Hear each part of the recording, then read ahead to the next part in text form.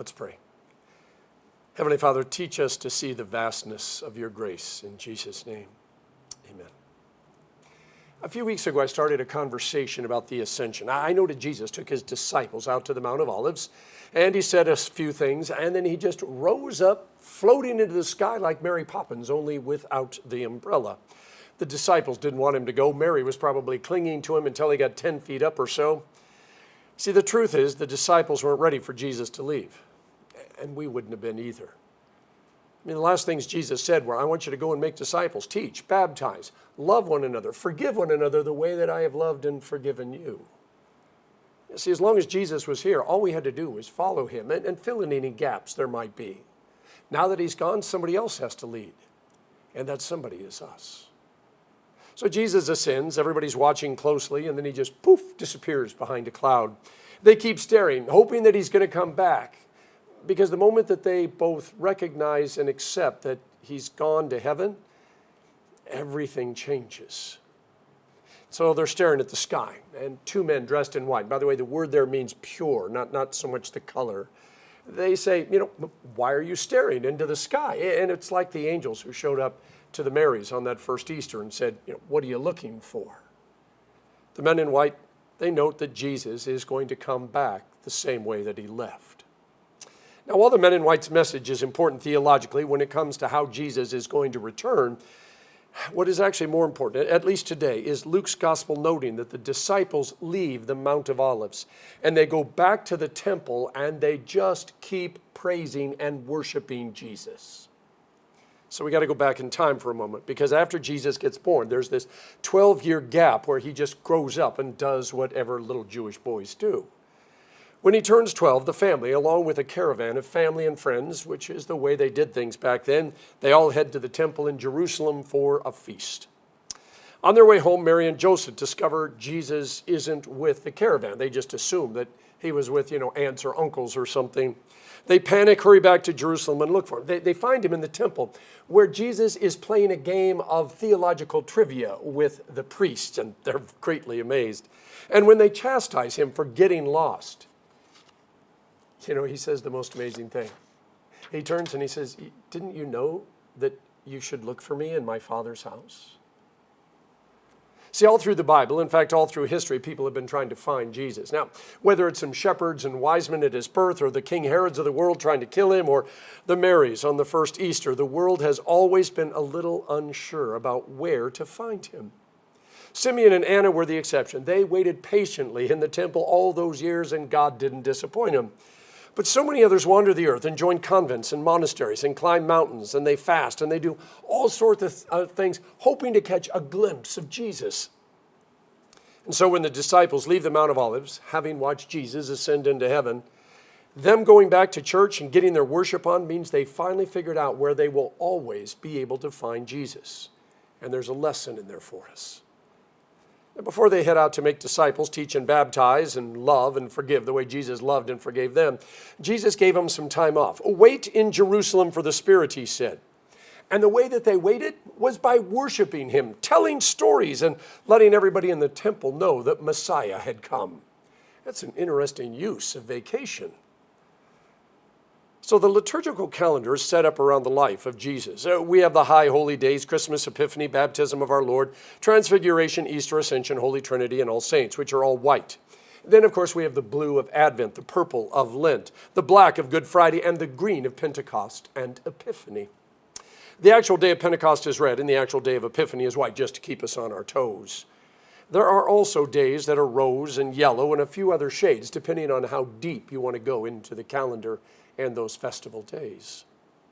Now, the days that are white are not only Jesus' special days, but they walk us through our own life's journey with birth, baptism, and death. 3 givens for every believer.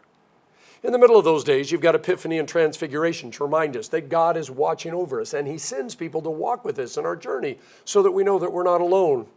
Easter is where the whole same old gets shaken apart, because death isn't the end. Jesus comes back to life, and he promises if you believe in him, you too will rise from the dead. It's interesting. Most of the world is running around trying to figure out how to live forever, and there's Jesus standing outside of his tomb going, ta-da!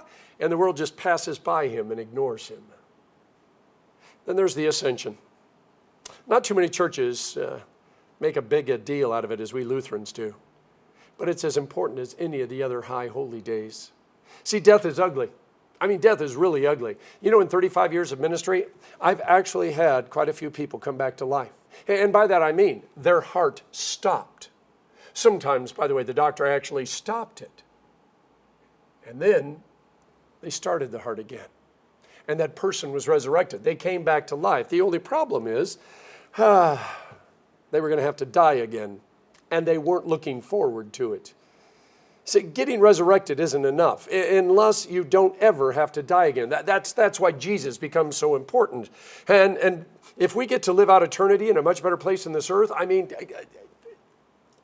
death is never something that we necessarily look forward to. But at least when we step over, suddenly all this life and everything in it makes sense. And that's what the Ascension is all about. Jesus goes back to heaven because he's the one that stands between us and death. He's the mediator between us and death. When death tries to claim us, Jesus says, nope, they belong to me.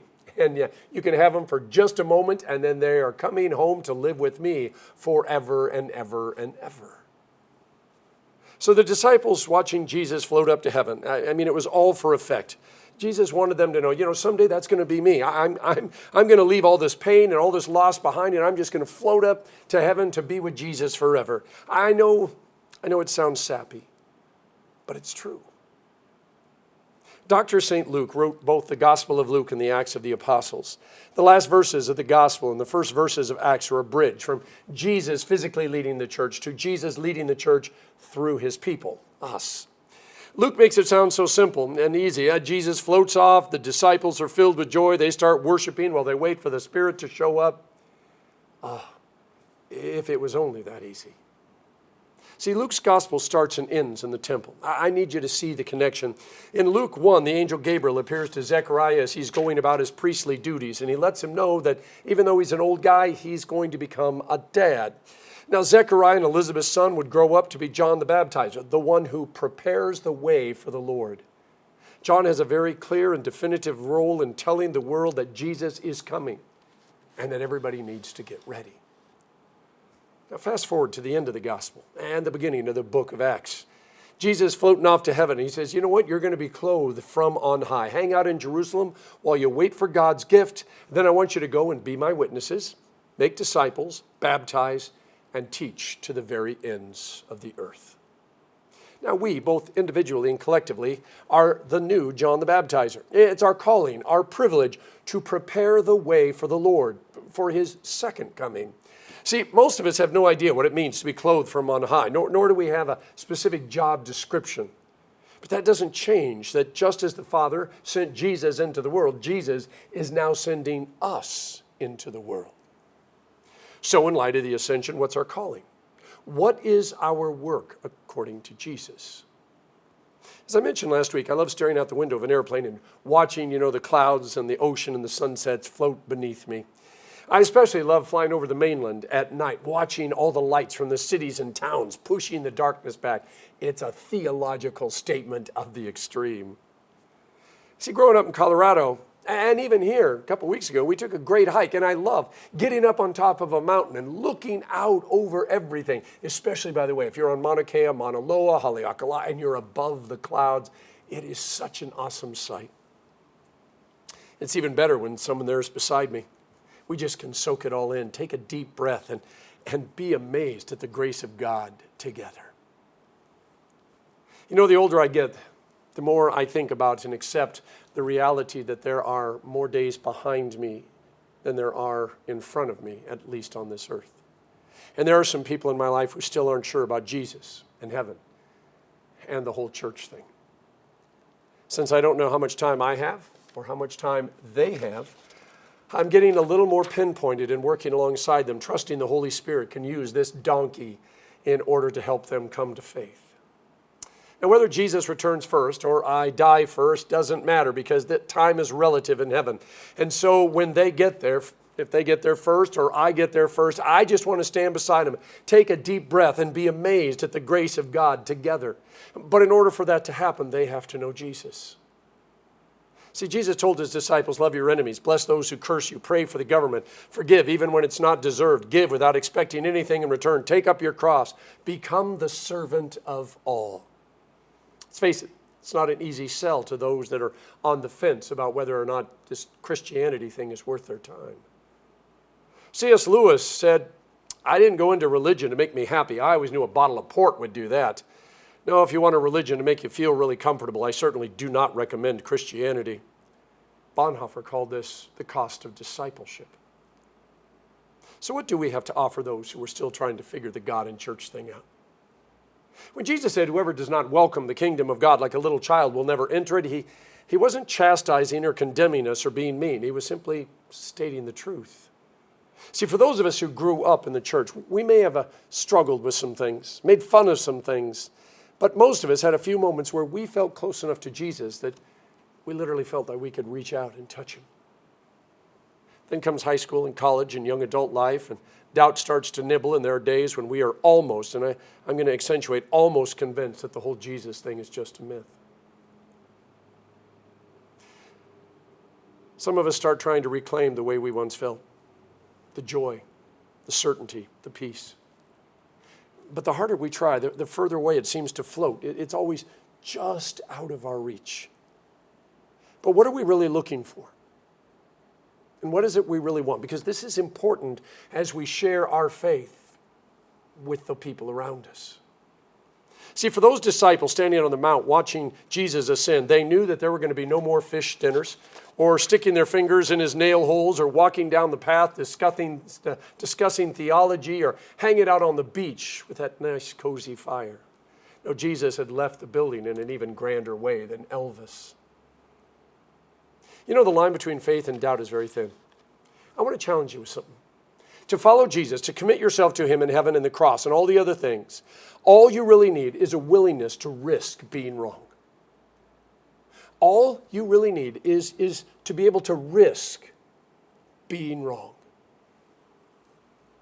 You see, the war in your mind, the one that wonders if Jesus and the cross and heaven are real, that war is being fought over something that you cannot prove to yourself or to anyone else.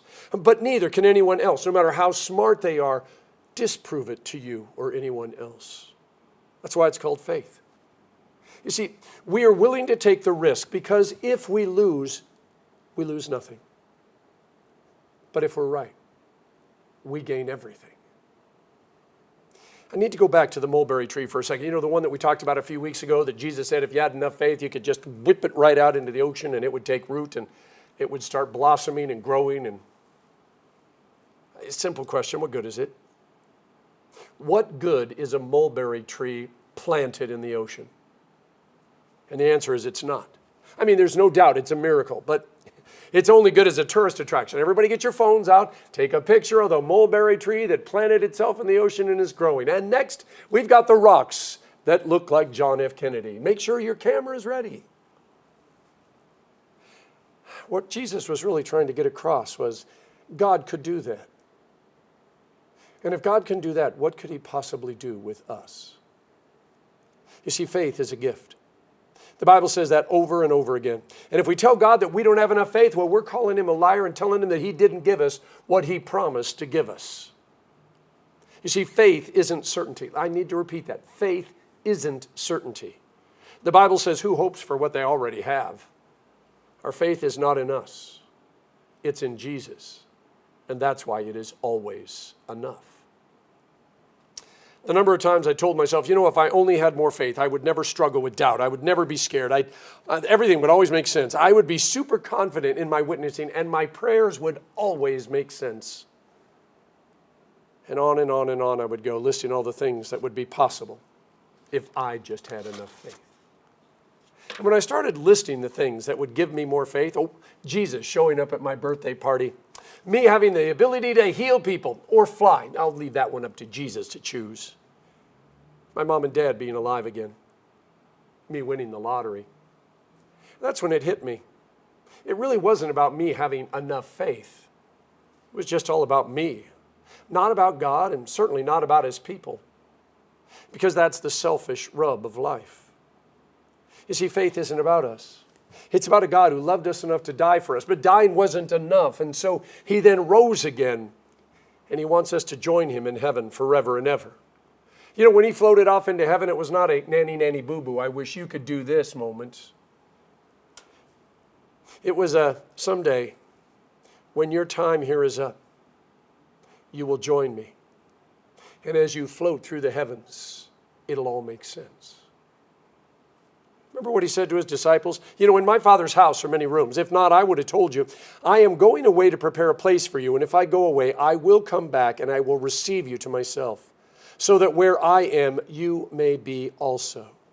And you know the way to where I am going. And Thomas said, Lord, we don't know the way. How can we, know where you're going? And Jesus said, I'm the way. I'm the truth. I'm the life.